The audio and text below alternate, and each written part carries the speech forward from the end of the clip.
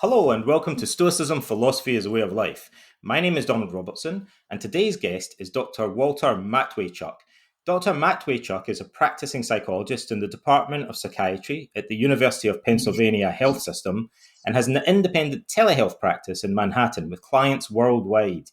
He is also an adjunct professor of applied psychology at New York University. He's personally worked with both of the two main pioneers of cognitive behavioral therapy, Albert Ellis and Aaron T. Beck. He's the author of several books on Rational Emotive Behaviour Therapy, including Rational Emotive Behaviour Therapy, a Newcomer's Guide, and the REBT Pocket Companion for Clients. And every Saturday at 9 a.m. in New York City on Zoom, he does a demonstration of REBT with a volunteer willing to discuss a real problem, which has now surpassed 218 consecutive weeks. Go to his website, rebtdoctor.com. That's rebtdoctor.com. I'll include the link to register for the Zoom call. Walter, it's great to see you again, my friend. How are you?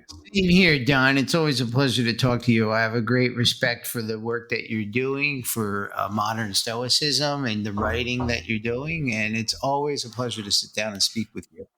Thank you. I can honestly say that you're the kind of guy I like, Walter, because you seem to me to be someone who's committed to a particular approach that involves helping people, and it's not a crazy approach. Like rational behavior therapy is an approach that I've always had a soft spot for personally. It's not my approach to doing therapy, although I'm kind of familiar with aspects of it, but it's a credible approach that really resonates with Stoic philosophy. And so I kind of admire your commitment to the work that you're doing with those clients using, a good, solid cognitive behavioral type method. Thank you. It is a sensible approach and teaches very practical strategies and ideas. So let's dive into some of these questions that I had prepared. And the first one is, I think the audience for this podcast are mainly people that are interested in Stoicism and kind of related subjects. And most of them, I think, will have heard of REBT, but they won't know that much about it, generally speaking. So they're perfectly primed to learn more. So a good place to begin then is with a definition, I think. What on earth is REBT? REBT is an amalgamation of ancient and modern philosophy that's packaged for helping people manage their emotions and minimizing pain, maximizing pleasure, and living a meaningful life. It relies heavily upon the adoption of responsibility for their emotional reactions and teaches people healthy attitudes that will enable them to face adversity and meet the challenges of life. There's so many angles that we could adopt on this to dig into a bit deeper. But actually, one of the first questions I want to ask is, so I would see REBT as one of the main earliest forms, like pioneering forms of cognitive behavioral therapy. But you've also studied Beckian cognitive therapy, and you've worked with Aaron T. Beck, the pioneer of that approach. So I wonder, why did you choose to focus more on REBT than on Beck's approach? I think REBT is a stronger psychotherapy. Although I have great respect for Aaron Beck and the research he's done and his distinguished researchers that he trained, I think that it isn't as helpful in the long run. I think that REBT has some distinctive qualities that I really appreciate. So let me list them quickly. Yeah. First of all, it emphasizes attitudes over inferences. The cognitive therapy approach that Aaron Beck pioneered is essentially an approach that teaches people to be suspicious that some of their thinking may be distorted. REBT doesn't disagree with that, but it argues that sometimes our thinking is not distorted. When really tragic events happen, our thinking may not be distorted. They are truly bad. And so REBT starts with the premise that with healthy attitudes about very negative circumstances, we can have a healthy response to them. The Beckian approach assumes distortion in one's thinking. And this can handcuff them because when our thinking is not distorted, let's say your child dies, well, and to think that it is distorted is probably a bridge too far. And so the Beckian approach says, well, we don't challenge thoughts that are facts. What we will then do is engage in behavioral skills training, problem solving training. And that looks good on paper. But the problem with that is that you need a little philosophy too, simply because if a child dies, the problem solving solution would be to wait a certain period of time, grieve, and then bear another child, replace the child. That's a problem-solving approach. You lose a job, go get another one. But it would seem to me that that therapy is the individual is empowered when the therapeutic process addresses the philosophical attitudes one has towards great misfortune. And that's where REBT starts with, assuming the worst case scenario, not assuming a distorted cognitive processing. And then helping people come to terms with reality as it is and cultivating flexible attitudes, non-extreme attitudes that allow them to live with a grim reality. That's the first point that makes me an REBT therapist, because I think it can handle really bad scenarios. It wasn't developed for DSM diagnoses. So it has the ability to both help people with psychiatric disorders, but also to help with problems of daily living. So, for example, self-discipline and self-control is something that all people could use. And so I think REBT is well equipped to have the goal of enhancing self-control and self-discipline. It teaches people the difference between what we call ego disturbance, which is where you rate yourself as a bad person or lesser of a person, and you have low self-esteem, and it teaches people to accept themselves and then to work on the parts of themselves that they may dislike. So traditional Beckian therapy attempts to help people boost their self-esteem, which REBT sees as an Achilles heel, boosting self-esteem, because what goes up can come down, and then you have a problem. So we encourage people to develop self-acceptance. That's not linked to any condition.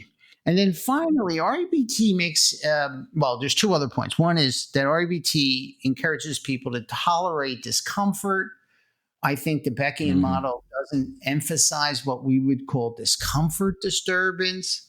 And that might be very important in this world because there's a great deal of discomfort. And then finally, REBT teaches people to have healthy negative emotions rather than just dampen down depression or dampen down anxiety. We're going to make a distinction between concern, a healthy emotion, and anxiety, an unhealthy emotion. We're going to make a distinction between sorrow, a healthy emotion, and depression, an unhealthy emotion. So they're the major reasons I remain a firm proponent of the REBT model. There's a lot of food for thought there and a lot of things to discuss. We'll come back to some of those a bit later, but I think already listeners might get a sense of why REBT might resonate more with Stoicism. Because apart from anything else, you've mentioned philosophical attitudes a couple of times. And definitely REBT comes across as if it's targeting our beliefs and attitudes at a kind of broader, deeper, more philosophical way than traditional Beckian therapy, perhaps, or the focus is more like that. REBT, I think, lends itself more than Beckian therapy to developing a kind of philosophy of life. I think that's part, and maybe also I just want to jump ahead a little bit and ask you one question. Do you think REBT in some regards lends itself more than Beckian therapy to a preventative approach like emotional resilience building? Well, Ellis one time operated a school in Manhattan for young children. And he had that premise that if you taught REBT in the schools to children at a young age, that you would probably Interesting. prevent emotional disturbance before it arises. You couldn't eliminate it, of course, that way, but you could at least skill people from a ripe young age. Do I think it does it lend itself to resilience? I would have to say yes, because I see Beckian therapy as a protocol, in generic cognitive behavior therapy, as a protocol-driven approach to mainly diagnose disorders of the psychiatric manual. Yeah. And so REBT is trying to go beyond helping people recover from disorders, but actually inoculate them for future adversity. And in many ways, that I think overlaps with the definition of resilience. I think another thing just to mention to listeners as well, perhaps, that might not be familiar with Ellis's work is that unlike Beck, Beck has Beck has co-authored at least one self-help book or workbook, maybe a couple, but Ellis was a much more prolific self-help author. And I guess, his work reached the general public a lot more directly than Beck's did. It seems to me. Yeah, for sure. Yeah. The one book that he wrote had millions of copies distributed, A New Guide to Rational Living. And so, yeah. Let me ask you about another type of therapy then. And then before we go on to talk about philosophy and some other subjects, what about much more recent developments in the field of psychotherapy, what's sometimes called the third wave in cognitive behavioral therapy, or mindfulness and acceptance-based approaches? How do you see those? So for the listeners, we're talking about things like mindfulness-based cognitive therapy, metacognitive therapy, dialectical behavior therapy, acceptance and commitment therapy, all that kind of stuff. There's loads of them, right? There's a bunch of them. But they're usually lumped together and referred to as the third wave or mindfulness and acceptance-based approaches. How do you see those more recent developments in relation to REBT? I think that I'm going to talk mainly about DBT, dialectical behavior therapy, and acceptance and commitment therapy, because I must admit I'm most familiar with those two and less familiar with the others. But I think they're good representatives of the third wave. So, okay. I think REBT is much closer in many ways to DBT, and there's much about DBT I like. I don't think DBT does as good a job at teaching acceptance. It talks about radical acceptance, but REBT really breaks acceptance into three varieties: self-acceptance, that's unconditional or radical, if you will; other acceptance, which is unconditional or radical, if you will; and life acceptance, which is unconditional and radical. And we argue that rigid and extreme attitudes will undermine the cultivation of this sort of acceptance. And so we're going to really target those attitudes. Now, Marshall Lenehan makes the argument that you have to start with the mindfulness of DBT, that skill, in order to effectively teach emotional regulation and problem-solving skills and all the others. And quite frankly, I don't think that premise is absolutely necessary. I have no problem with mindfulness, teaching people mindfulness, but I don't believe it's a necessary prerequisite for teaching people how to regulate their emotions. Second of all, a lot of her component skills that she teaches in her different modules are things that REBT has taught. assertiveness training skills, problem solving skills, and for that matter, Beck does too, or a Beckian tradition does. But they do it in a much more formal way through when you're doing it in a hospital and people are in a formal DBT program. But when you're in private practice, who knows what's actually going on there, because you have an individual in private practice. They close the door. The therapist says they're a DBT therapist, and I doubt they're going through the modules like they would. So that's where things get a little blurry. I think DBT becomes a little bit like REBT, less formally wedded to modules and things like that. Yeah. Actually, there's research that shows that clinicians' adherence to protocols that are used in research studies in their practices is pretty flaky. Like, yes. People aren't behind closed doors doing exactly what's written up in treatment protocols and research studies, that's for sure. Like, they do a mishmash of whatever they're into a lot of the time.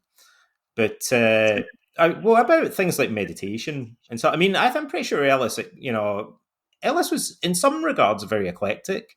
Like therapist, he kind of acknowledged a role for lots of different behavior therapy techniques and techniques from humanistic therapies. I'm sure at some point he probably acknowledged that meditation might be of value as a kind of component or an adjunct.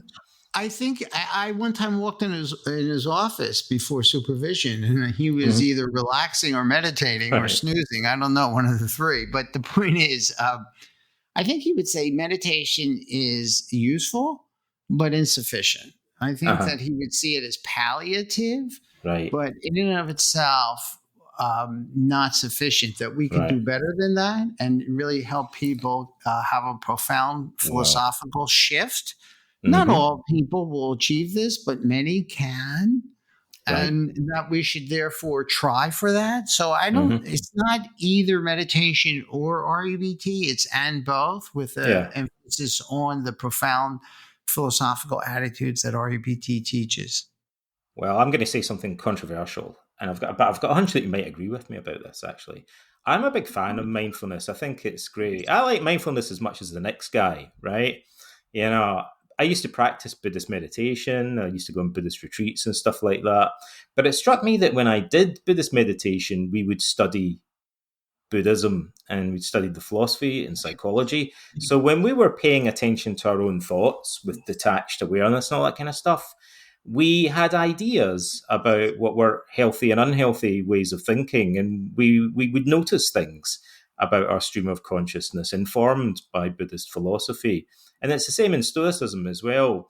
So I think mindfulness only goes so far if you don't know what it is that you're observing. And REBT gives you like a framework for understanding, for conceptualizing, as we say sometimes, what's going on with your emotions. And, I think REBT actually provides a very good foundation for then subsequently doing mindfulness meditation. REBT will define healthy cognitions as flexible and non-extreme, and will give people a way of evaluating their cognitions to criteria for determining whether a cognition is healthy or unhealthy. And those criteria we could talk about, but I agree with you. So if you're, I think a lot of people think that you can just sit down and practice mindfulness, but if they might not really know what it is that they're observing about their own thoughts and feelings, whereas if they studied REBT and they're kind of familiar with it, they might begin to notice in their stream of consciousness signs of rigid beliefs and, irrational demands and things like that, or awfulizing and so on. Our framework informs the way that we experience mindfulness, I believe. Let me ask you another question then, I guess it follows on from these sort of comparisons. Yeah, I like to ask this to people that practice different styles of therapy. If you could go back in time and change something about REBT, what would you change about it?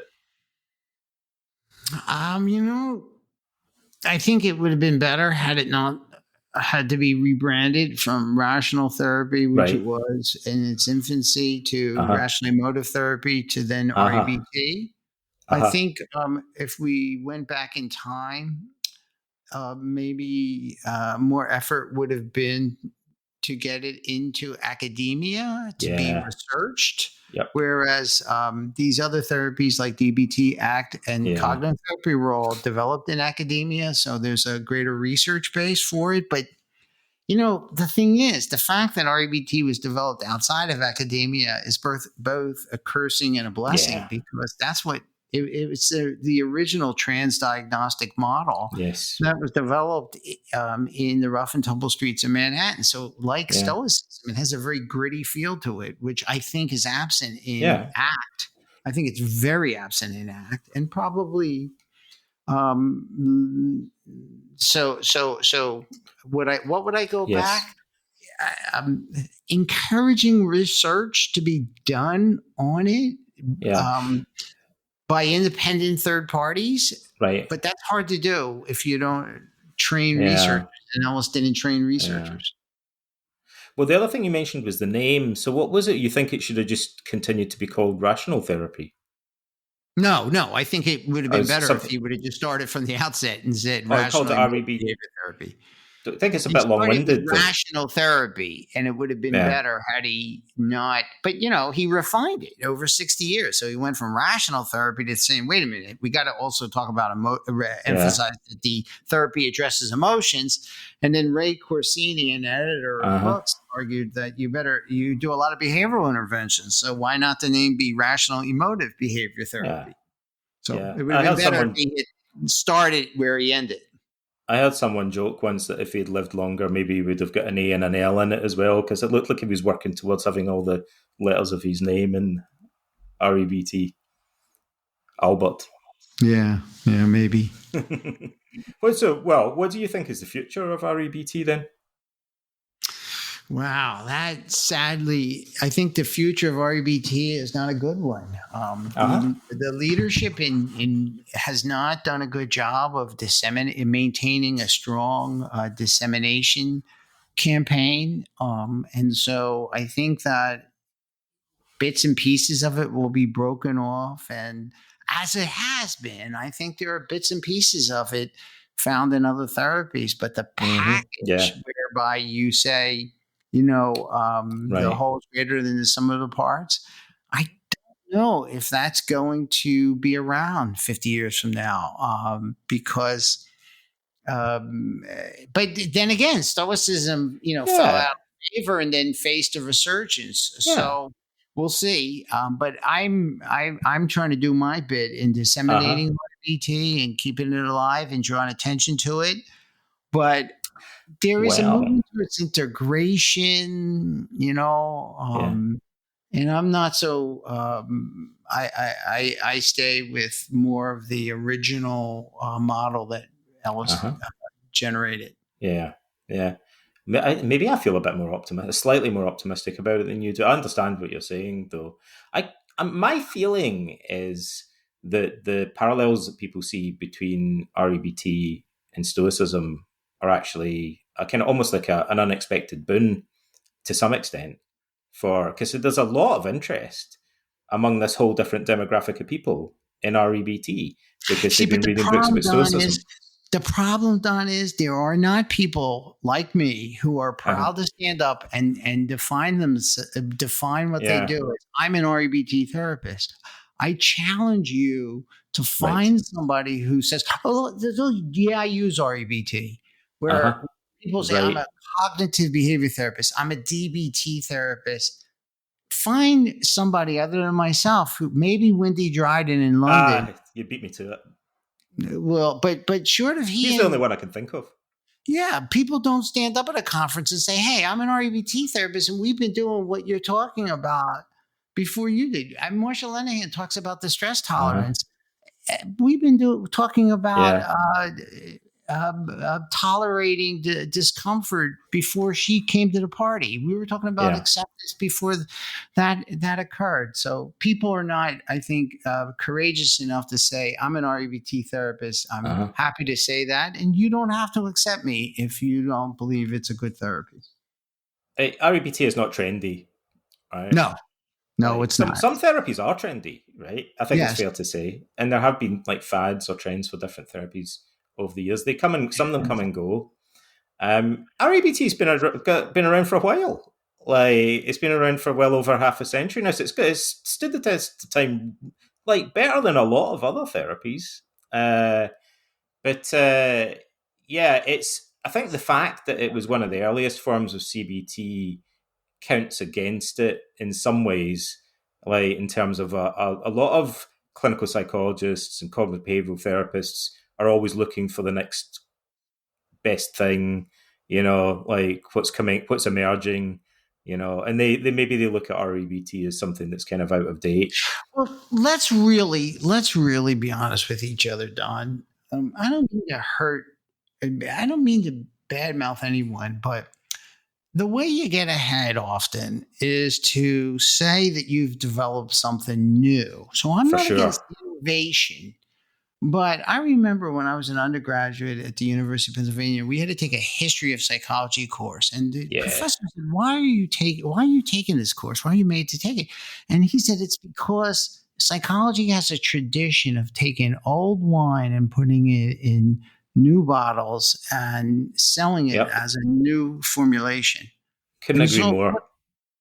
and yeah, you couldn't agree more, right? And so, what I think is the problem is that people, I've done well professionally by going against the grain and saying, Hmm. I didn't create this stuff.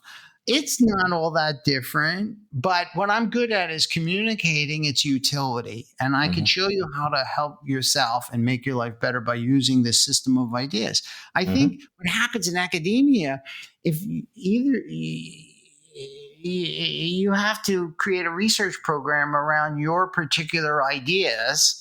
That's how you get grants, and then you have to test them. And Yeah. so there is a certain advantage Uh-huh. to creating something new and calling it something new. Yeah, and it helps if you've got a diagram. Like, and there's kind of like stereotypical ways of putting, old wine in new bottles, kind of thing.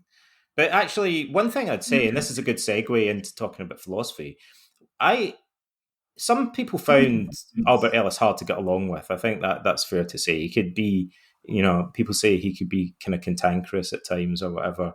He wasn't everyone's cup of tea, but I always admired Ellis. I had a soft spot for him because I've always been a bit of a geek about the history of psychotherapy for some reason. It's just something that intrigued me. And Ellis is one of the few writers in the field that I felt really gave credit to the people that preceded him and whose ideas he was influenced by. And partly for that reason, Ellis refers quite often to Epictetus, like and the Stoics. Among many other things that he was very widely read in philosophy and psychology and psychotherapy, and he drew on many different influences to form his thinking. And that's something I always really admired about Ellis. Other writers are very unlike that. Like they repeat other people's. Often they repeat Ellis's ideas and don't really fully give him credit for it.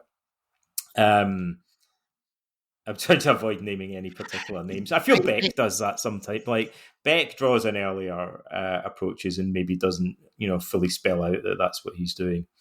Um, Yeah. but Ellis was good in that regard, and he talks about Epictetus. He loves this quote from Epictetus that says people are not distressed by events, but by their opinions or judgments about them. Do you want to say a little bit about what you see as the kind of relationship or similarities between Ellis's approach and Stoic philosophy? Well, yeah, first of all, the idea in Stoicism of controlling certain things and seeing other things as being outside one's domain of Hmm. control, I think ties indirectly to REBT's idea of the Hmm. principle of emotional responsibility, whereby we draw people's attention to their attitude towards adversity, and that the attitude is something that they can sort through and pick apart and then select and choose and implement. So this dichotomy of control that's sometimes Yeah. at the heart of Stoicism, I think, is also at the heart of REBT, Mm. whereby we argue that You can choose to disturb yourself, or you Mm-hmm. can choose to have a healthy negative emotion like sorrow or Mm-hmm. sadness or disappointment to adversity.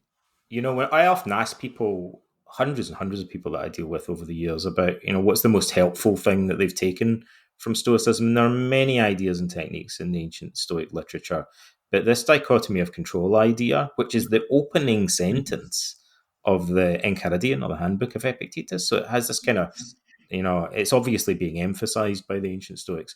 Many people today that say just this distinction between what's under our control and what isn't directly under our control, it is the most helpful aspect of the philosophy for them. And I do see that as kind of resonating with aspects of REBT.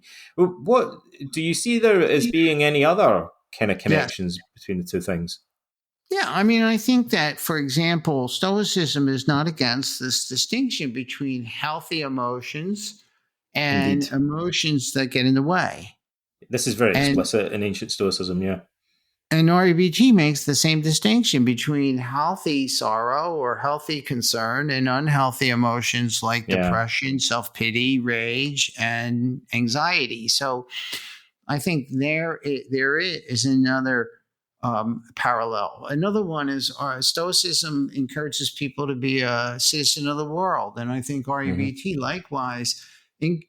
For as much as it talks about being self-interested and putting yourself first and having enlightened self-interest, it also says you better understand your impact upon others. So it's a very Mm-hmm. ethical therapy. Mm-hmm. It encourages people to have the courage of their convictions, to be genuine, and to treat other people the way they want to be Yeah. treated. So that we encourage people to have social interest, not just self-interest. And I think that's Yeah. consistent with Stoicism. Indeed. Well, let's dig in. There's a couple of other things that maybe are worth mentioning. I wanted to ask you about. So we'll get a little bit more into something that maybe isn't mentioned quite as much when people get the first brush with REBT. There's a technique in REBT called rational emotive imagery, if I remember correctly, right? I wonder if Yes. you could maybe say a little bit about what that is. What rational emotive imagery is a guided exercise whereby the therapist teaches the therapist to vividly call to mind an emotionally laden episode. Mm-hmm. So, for example, let's assume a person is very fearful of speaking in public, so that Mm-hmm. the therapist would guide the patient to imagine themselves standing before an audience and Mm-hmm. about to speak and being very anxious. Mm-hmm. And then after the patient is signaled to the therapist that they have some degree of experience of anxiety, the, the patient is encouraged to transform that emotion into a healthy feeling of concern. Mm-hmm. And this, but the patient isn't told how to do that. Now, Mm-hmm. what people will do and during this exercise is will get to a different feeling, less Mm-hmm. anxiety, by changing the vivid image. So instead of Mm-hmm. standing before a group of people, they may Yeah. change the situation where they just see themselves standing before an Yeah. empty audience. That's cheating. And that's cheating, right? Yeah. What we're trying to do in rational emotive imagery is to get people to literally have an experiential, have a different experience with a different emotion in the face of the adversity. So, for example, I have pictured myself using RUB or rational emotive imagery with coping with the death of my wife. So I used to get anxious about my wife not being around, and what I've learned to do is shift that emotion to concern or sorrow, and so rational emotive imagery is practice at doing that. Now, the Uh-huh. way you do that is by also changing how you think while Mm-hmm. vividly holding that image in mind of that Mm-hmm. tragic day or Mm-hmm. standing before that audience. So Mm-hmm. rational emotive imagery is practice through imagery at coping with the worst case scenario, Yep. and it's practice at thinking differently and feeling differently. Right. So right there, do you know who you sound like? Who? Seneca. Good. Right. Because I've been compared to worse individuals. So that's thank you. That's good to hear. But say more. Because Seneca and actually the other Stoics are known for describing a technique that he calls in Latin premeditatio malorum, that involves facing the worst case scenario repeatedly in your imagination in order to rehearse a more philosophical attitude towards adversity, I guess is the way that they would put it. Um, so there are obvious similarities between this visualization or mental imagery technique in Stoicism and rational emotive imagery. Without a doubt, it's building calluses, Yeah. through exposure in imagery. And I like premeditatio malorum as an expression. It's just a little bit. I generally don't refer to it as that, but occasionally it is essentially the same technique. It sounds like to me. Yeah. So that's another interesting parallel. I think there are quite a few other ones as well, but there's one now that's a little bit trickier to describe. So actually, there's a good segue here. There are many reasons why someone might benefit from visualizing a future adversity. Now, you were implying, I think, the way Ellis frames this is kind of something of an experiment in the consulting room. So the client's trying to figure out what needs to change in order for them to turn irrational anxiety into, rational or healthy concern.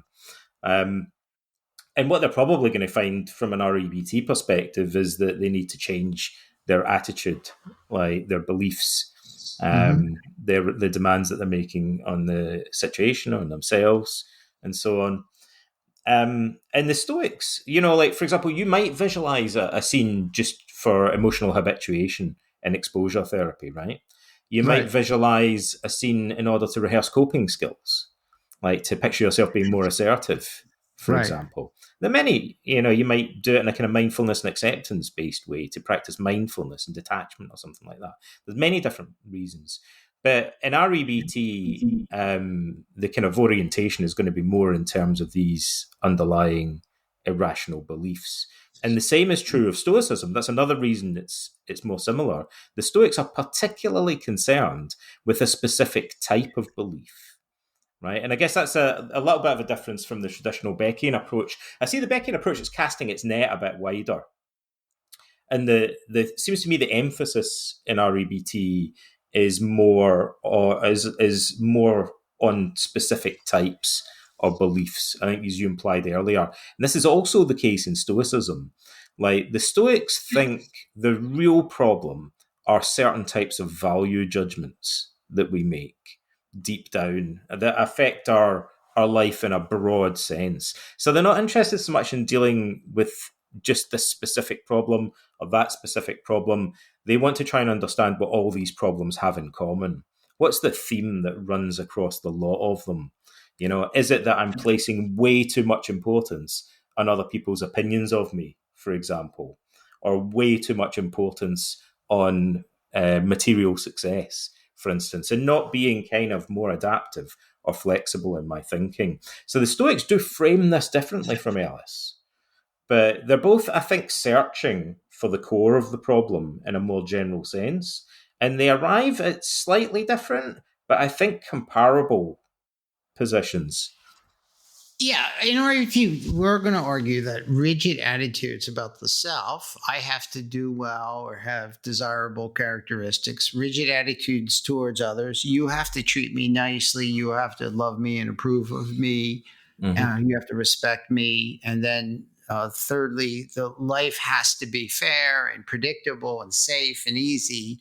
That it is the rigidity directed at these three foci that lie at the core of disturbance, and that then secondary derivatives follow, such as an extreme rating of how bad something is. It's the end of the world if you don't love me and approve of me.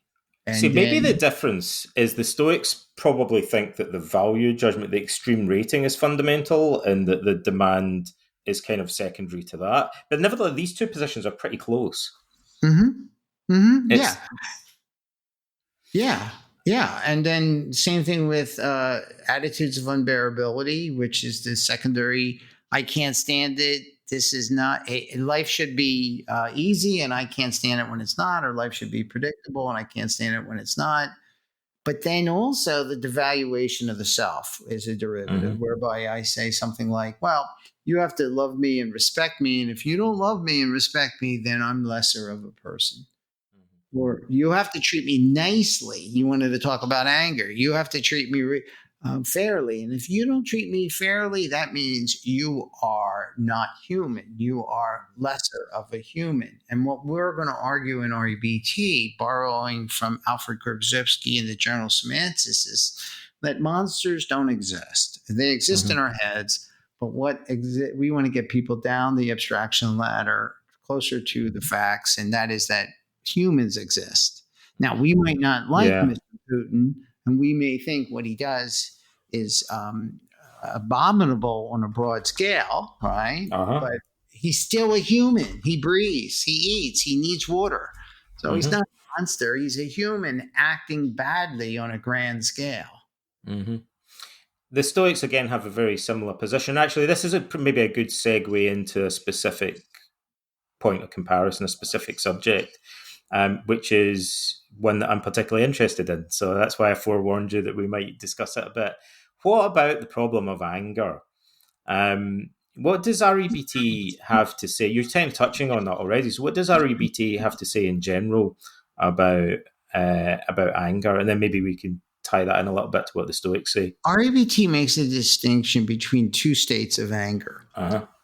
The English language is limited. We only have Mm-hmm. one word for anger, but what we do in REBT is make a distinction between self-helping, or what we might also call healthy anger or functional anger, and what we might also compare it to would be unhealthy anger, dysfunctional anger, or self-defeating Mm-hmm. anger.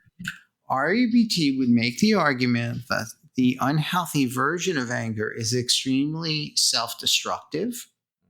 It undermines our judgment. It leads to self-defeating behavior that we may later regret. It Mm-hmm. interferes with harmonious social relations. It can reduce creativity. So unhealthy anger is to be transformed into healthy anger. Mm-hmm. Now, both of them are acknowledgement of some adversity. So let's talk Mm-hmm. about what the adversity is with anger.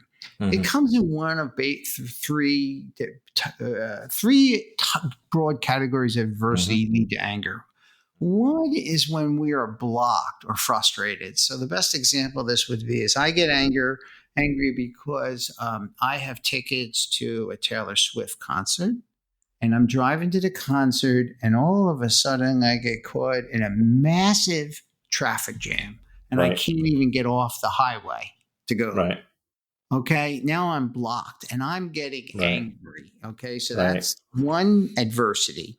The Mm-hmm. second, and then the unhealthy anger certainly doesn't do any good. It certainly doesn't Mm-hmm. remove the blockage of cars in my path. The second category of anger would be when someone puts us down, treads on our Mm-hmm. self-esteem, implies that we're lesser in some fundamental way as a person, and we then anger ourselves because our ego has gotten bruised. And then the third case is when rules that we have are violated. So, for example, I really don't like litter or graffiti, and when people, spray paint on buildings that they don't own, and then perfume their misbehavior by calling it art. I need to maintain a healthy, flexible attitude under those circumstances. So there are three broad adversities. Mm-hmm. Again, to repeat, being frustrated as we pursue our goal. Being insulted would be a second broad category where we're put down by another. And in the third category where certain rules we have are broken or violated. Okay.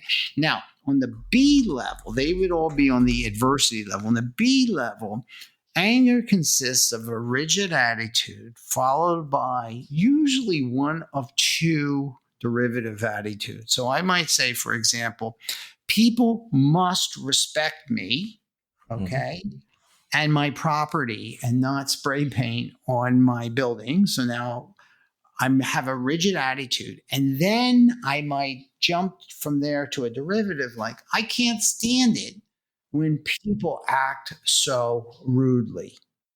So there you would have the formulation of anger would be a rigid attitude, and then what we would call an attitude of intolerance. I can't bear this infraction that I've witnessed.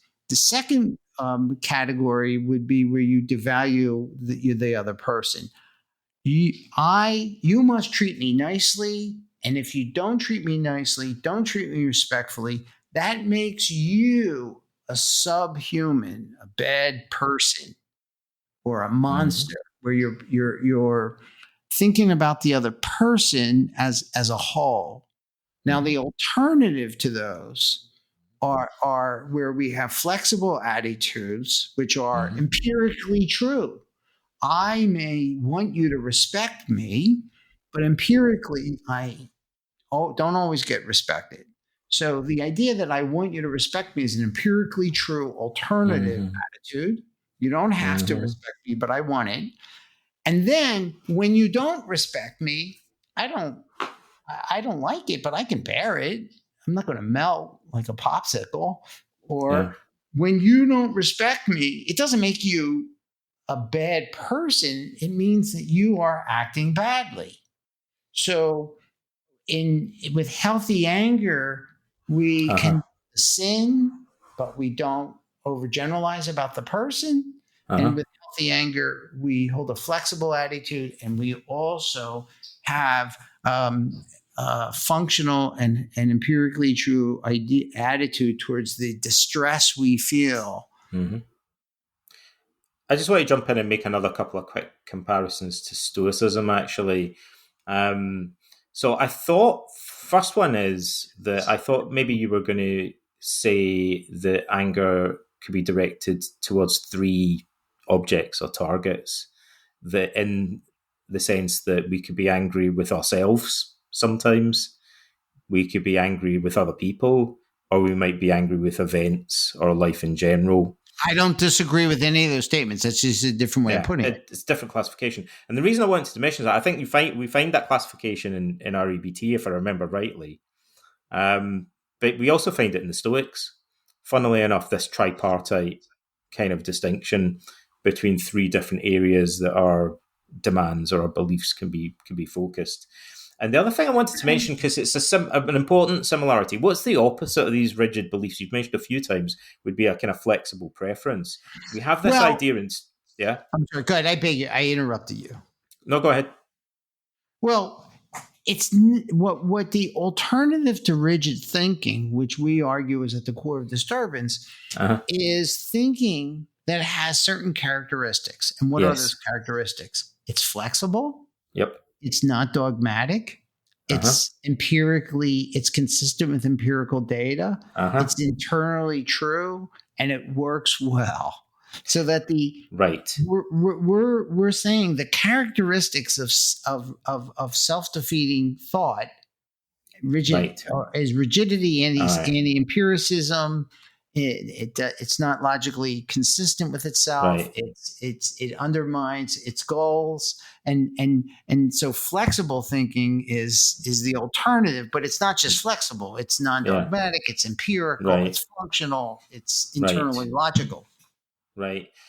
I'm going to compare this to an idea in Stoicism then, and I just wondered if I could get your thoughts about it, because the idea in Stoicism is not, I don't think, completely identical to this, but I think it's similar enough that, we're bound to make some kind of comparison. It'd be interesting to see what the similarities and differences are, how this resonates with our REBT. And if you've come across this concept or not before, but in Stoicism, there's something that in translation we tend to call the reserve clause. And it translates a Greek word, which is hupexeresis. Right? It's a bit of a mouthful, but it's a technical term in Greek philosophy. And it cashes in something that's actually pretty simple. So the Stoics attach a caveat to their demands or desires or intentions. So rather than saying, I will sail to Athens, the Stoics train themselves to say, I will sail to Athens as long as nothing prevents me, or I will sail to Athens, God willing, or I will sail to Athens, fate permitting. So the idea is that whenever they desire something or intend to pursue some goal, they always qualify it in advance by accepting the possibility that they might be thwarted or blocked in order to avoid feelings of frustration. So that speaks to a kind of adaptiveness and flexibility in their thinking. They're ready ahead of time for the fact that their desire might not be fulfilled by events. I think it overlaps closely with the idea that I want to sail to Athens, but I don't have to. Mm-hmm. That there may be circumstances beyond my control that block me from getting there. I think where it differs from Stoicism is that you said something interesting where they prepare in advance for not feeling some emotion of frustration. You called that emotion frustration. Mm-hmm. In an REBT, we would make the argument that because the Stoic has a preference to sail to Athens, that if fate blocks them, they then will have a feeling which they're not Mm-hmm. acknowledging, and that feeling would be a certain amount of disappointment or sadness. But that it's a qualitatively different emotion than the rage that would come. Right. If Now, I might be wrong about this, but I think this might be something that Ellis misunderstood about Stoicism, all right? And for a reason that people used to believe, academics used to believe, that the Stoics wanted us to eliminate all of our emotions, right? And so the word Stoic had kind of become almost synonymous with being unemotional. But I think the interpretation over time has shifted now, and most modern academics think that the Stoics are talking about a more nuanced position in which they distinguish between three types of emotion: unhealthy emotions that can possibly be changed, healthy emotions that they can be transformed into, but also something that the Stoics call propatheiai, which are kind of involuntary or reflex-like emotional reactions. And the Stoics seem to think that we have to accept those as natural. So, for example, if somebody were to run up behind me and yell boo, I might jump up in the air. I'd have the startle reflex and a certain amount of anxiety. Or if they walked up to me in the street and spat in my face for no reason, I might feel a flash of anger, as Seneca describes. But the Stoics believe even the Stoic sage, even someone who's perfectly wise, would still feel angry when that happens, or they'd still feel anxious if somebody ran up behind them and said boo, but only for a moment. And then they'd be able to choose what they do next in response to that initial reflex-like feeling. So they do accept a range of different negative emotions, for want of a better word, as being reflex-like, natural, and not under their direct control. So they do. I don't know how closely that maps REBT, but they do have a more nuanced view of emotion than many people, I think, including Ellis, had previously assumed. I think it maps ideally well. So let me take the boo emotional experience. That in REBT would be called a fight or flight response, right? There's no cognitive mediation or very little cognitive prefrontal cortex mediation when somebody startles you. Mm-hmm. However, there is cognitive mediation that follows being startled, where you say to yourself, Jesus Christ, you should not hide in a dark room when I walk in and say, boo. How dare you? Yeah. So REBT and the Stoics agree. You just call it this Greek word that I can't quite call to mind, whereas we would call it the fight or flight response. Has been activated. It's the modern version of that category of responding. I think the other categories that you put out there, I would agree with the healthy and unhealthy negative emotions. You too. The only reason why I said about the frustration, because you used the word in that example of sailing to Athens, you said something like The Stoic would not feel frustrated because he plans in advance to be obstructed. Okay. And so maybe I took you too literally. Okay. Yeah. Maybe I need to make a more fine-grained distinction there between the voluntary and the involuntary aspects of the emotion, or the natural and the kind of the excess or unnecessary emotional response. There's But a in my famous mind, as a function of our conversation, the Stoics and the REBT model that I a know closer. match, I think, very closely in all three categories. Yeah.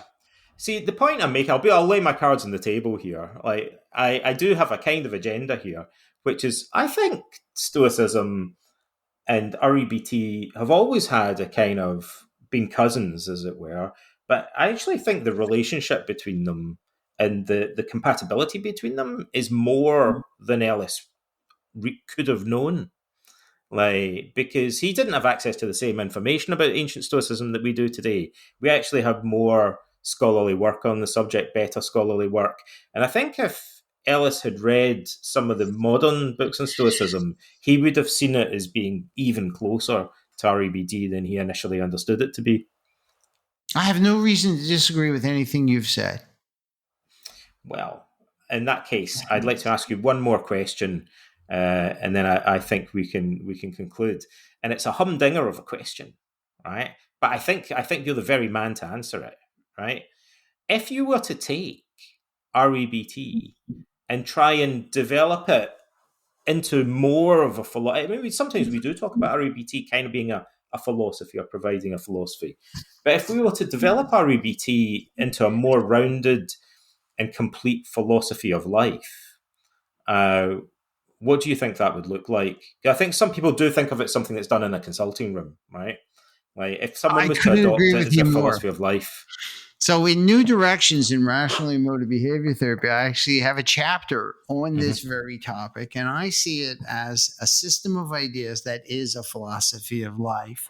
And from that philosophy of life comes a therapy.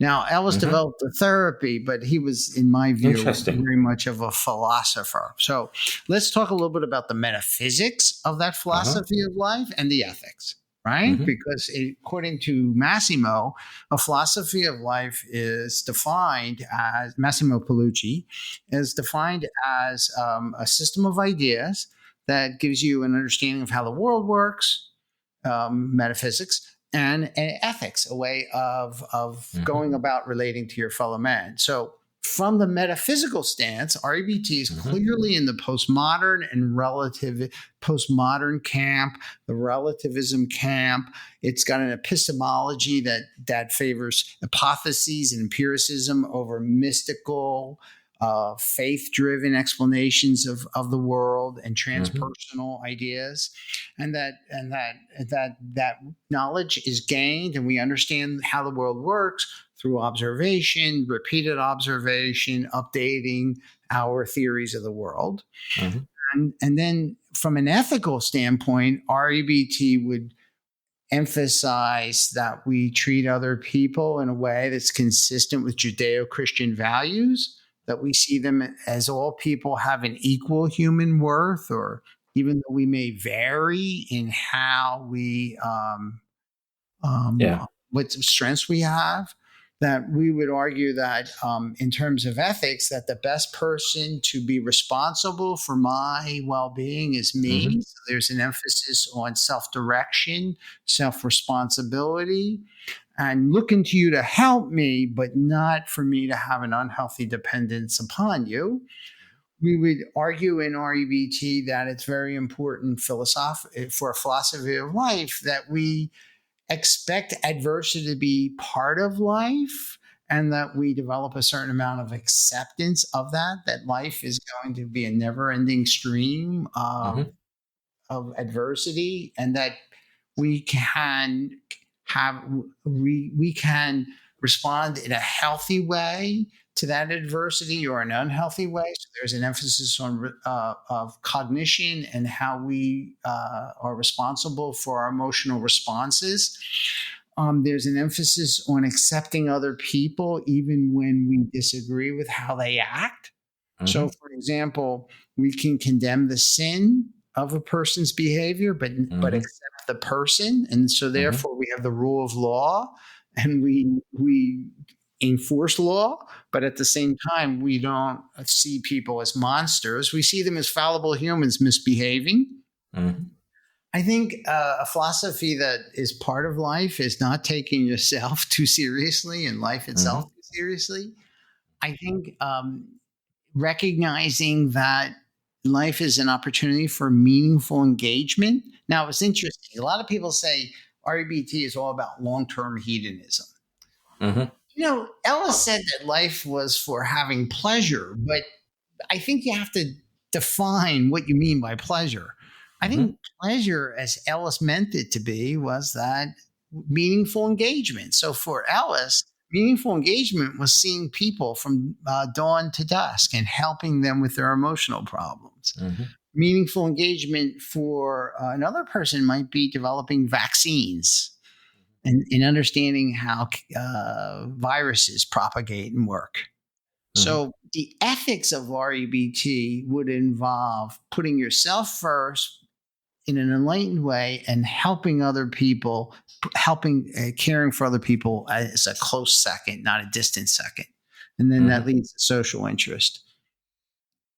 Oh gosh, there's a whole kind of this remark that he made about long-term hedonism. Well, he mentions it many times, but there's one place in particular where he says, for that reason, he sees himself as more of an Epicurean than a Stoic, and I think he might be mistaken about that. Actually, there's a lot to kind of unpack there in what he says about long-term hedonism.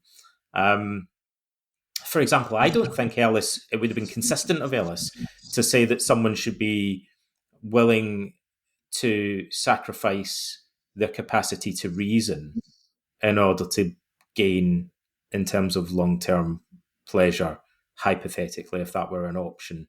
So that suggests to me that Ellis actually places more value on our capacity for reason than he does on our capacity for pleasure, although the two are connected. He wrote a book, one of his earliest books was Reason and Emotion in Psychotherapy. And so reasoning properly and disciplining your mind to remain scientific in your thought is something that he placed a premium on. And he argued that type of reasoning would facilitate pleasure and minimize pain. He dedicated his life to it. And I mean, that sense, I see him as obviously more his actions are more in accord with Stoicism, I think, than that some of the ways he perhaps chose to articulate them. But my reason for asking that question is I think if you describe a philosophy of life that's based on REBT, what you end up describing, as you just did, is something that our listeners are going to think sounds even more akin to Stoic philosophy. And I couldn't agree with you more. Yeah, I couldn't agree with you more. I'd like to see more. What I think would be really cool is in the future just to have more dialogue between REBT experts and Stoic philosophers, and maybe there should be more books, like in courses and events that kind of look at the relationship between these two things and ways that REBT could be presented to the public as more of a kind of self-improvement philosophy rather than, like having them see it as a kind of clinical practice primarily. And we talked about earlier about the future of REBT. I mean, I think there are some opportunities there for it to reach a whole new audience. You know what? I mean, that's how I found my way to Stoicism and met you, Don. I thought by studying Stoicism, I would understand REBT more thoroughly. The same thing with my interest in general semantics. By pursuing Science and Sanity, the magnum opus of Alfred Kurzybski, a 900-page tome, that I would more deeply understand REBT. And both of those hypotheses have been supported by my efforts. And so I agree with you. I think I was thinking about Stoicism last night and how REBT is so similar in many ways. I have to tell you, I think one slight difference is this. I think I would just say it's not a difference so much as, and I'm interested in your view, I think REBT might be easier and more accessible to teach or disseminate. Yeah, I agree. Okay, yeah, that's what I thought. But on a construct level, it overlaps very closely. Yeah. And I agree with you that I that's how I tried. I did have participated in Stoicon and would like to again. I'm always available to talk about REBT and Stoicism and learn from you. That seems like a good note to end on, so we can release you and get you back to your good work with your clients. So let me wrap up by saying I think it's been another fantastic discussion. So thanks very much for joining me, Walter. And we hope that everyone enjoyed the conversation as much as we did. Please share the link with your friends and subscribe to the Stoicism Philosophy as a Way of Life newsletter and Substack for more podcasts and articles on philosophy and psychology. Check out the link, which I'm going to include, for Walter's website as well, so you can see his Zoom seminars. Thanks for listening. It's goodbye from me, Don Robertson, and from my guest today, Walter Matweychuk. Thanks, everyone.